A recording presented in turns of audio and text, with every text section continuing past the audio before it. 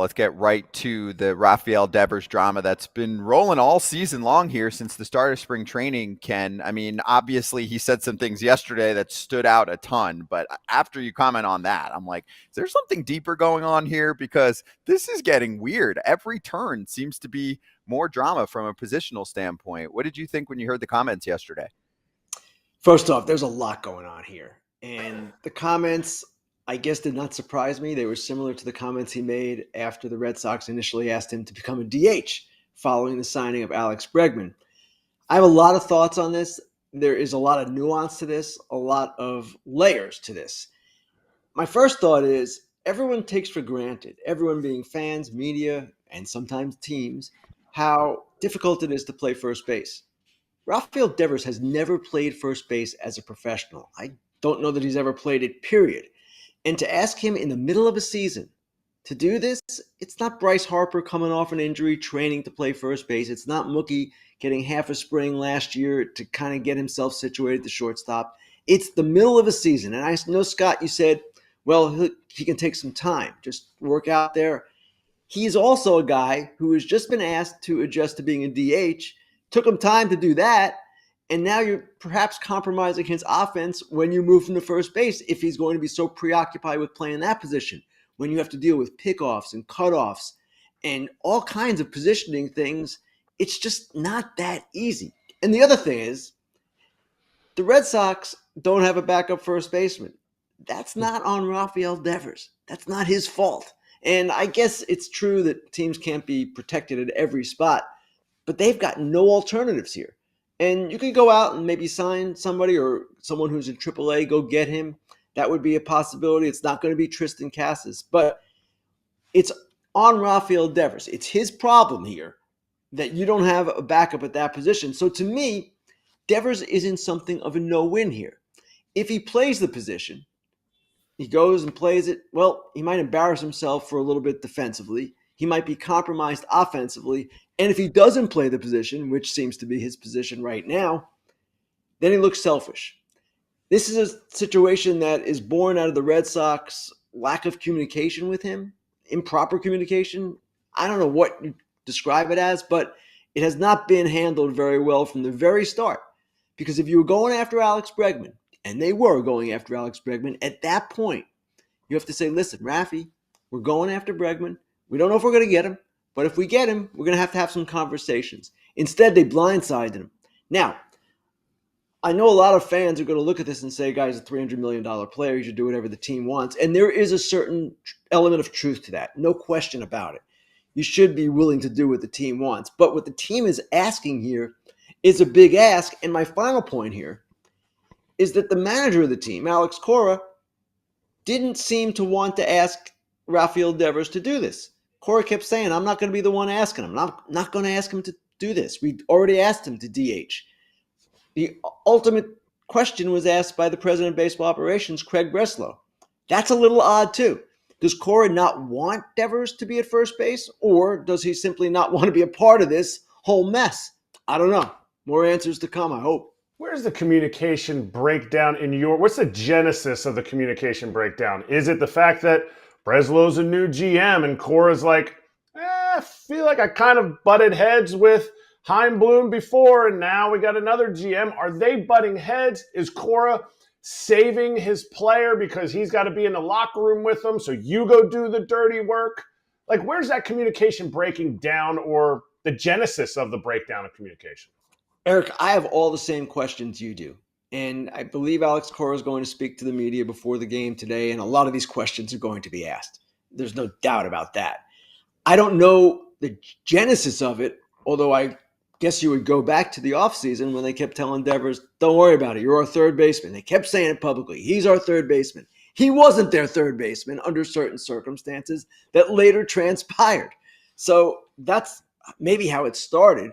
But where it is now and where the breakdown is coming, I'm not clear on that. And if Alex Cora gets asked these questions today, which I'm sure he will, his answers, I imagine, will be somewhat enlightening. I'm not sure they will be. He usually is pretty open about what he thinks, but he's in a difficult spot here. He's kind of caught between his player, who he has a strong relationship with and probably wants to defend, and his new boss, or relatively new boss, Craig Breslow. And yes, you're absolutely right. He had those problems with Bloom. They've been well documented. So he too is in a difficult spot. FT fan by now, you know, if you're buying, selling, trading, collecting cards, Arena Club is the spot. We've been talking about them all season long, but I do want to focus on the slab pack experience, Kratz, since you've been ripping some slab packs digitally. And what happens? I mean, as a kid, you wanted to rip open the packs. How can they do this digitally? Oh, baby. This is exciting. How the graphics come out and everything. And oh, yeah, the card that you pull, you can actually get that, John, physically. So it's perfect. It's all in one place, and it's a super exciting experience. Yeah, they send that to you from the vault if you want it. But if you look at it and you're like, it's not the card for me, I want to sell back, go for it. You can do any of that on Arena Club, and you can acquire the best value for your money with those slab packs, transparent checklists, and Arena Club's Slab Safe program. Right now, you can get 20% off your first slab pack or card purchase by going to arenaclub.com/FAL and use code FAL. arenaclub.com/FAL, use code FAL. Ken, I mentioned this earlier. You know, Alex in the offseason, for example, talked about how he was really pushing for Bregman. It sounded like he was the high guy on him and did ultimately get him, and that's worked out wonderfully for them.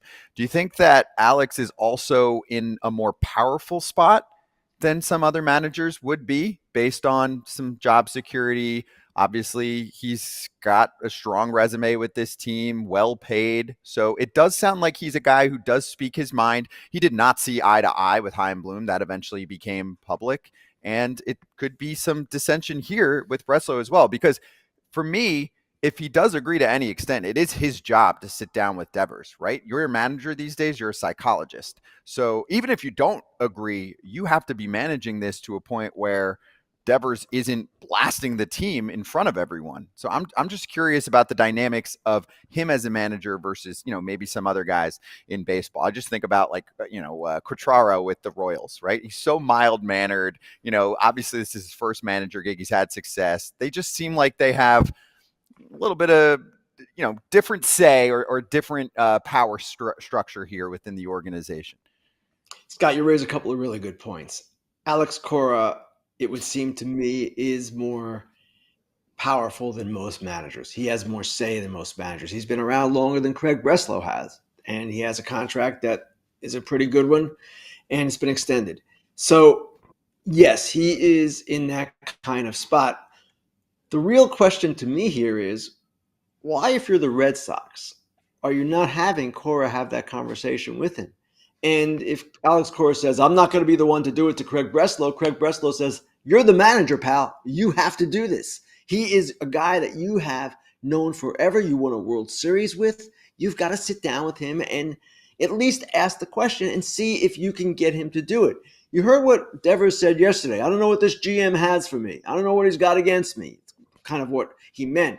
And if that conversation had been with Cora, I don't know that Devers could have reacted that way. So one of the many curious things here is why that conversation did not take place between Cora and Devers and why it took place between Breslow and Devers instead. I'm curious about that. How often when you are asking questions like this and you hear the reaction not only of Devers and what he said, then you hear the reaction of teammates. Yes, you're not interviewing them, but how much of that helps you paint the picture for the story? Because Gabrielle Starr tweeted out that hearing the reaction of what Devers said was kind of taken aback. Some of his teammates were kind of taken aback. They reacted adversely. How much of that helps you write your story? You're not quoting what they said, but how much of that helps you write the story that you're then putting out? It's certainly part of it, Eric. And obviously the teammates' reaction, you see Gabrielle's tweet there, and I don't believe she was the only one to kind of put that out there. Others said as well that the other players were not necessarily happy with Devers. Yeah, that matters. It matters a lot because, one, Devers said, I'm great with my teammates. Well, that might not be the case. And two, you want harmony as much as you can ever have harmony between 26 individuals in your clubhouse. So it's context for what is going on for sure. I don't know that it helps you write your story. There's plenty to write here without that, but it's definitely part of the story. So that too is something that we're going to have to see how it all plays out, because as a player, I want to ask Todd this too. Todd, you know this.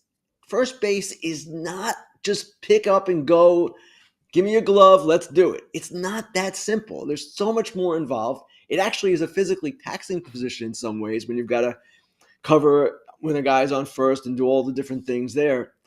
It just seems to me that's getting lost here. Yeah, and I kind of explained it earlier about how to position yourself with a lefty up, with a righty up, how to hold a runner on, picking baseballs, the reaction of how ball's going to go if it hits the grass compared to the dirt. Cutoffs. You got the cutoff from center field and first. I remember the first time I did it. I played first, but, not in a level where I wasn't ready yet. And I remember missing going to be the cutoff when a center fielder got a ground ball throwing the ball home. And everybody's like, where's the cutoff, man? And I'm like, oh, shoot, I forgot again. But, again, how to get off first base with a certain batter on.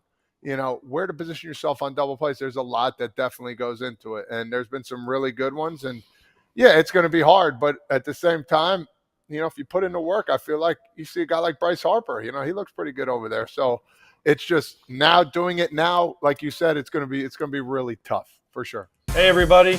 Be sure to like and subscribe for more content. We're back here every weekday, all year long, so do not miss an episode. The videos are coming in all day. Here's another video you might enjoy. Baseball the way it should be covered.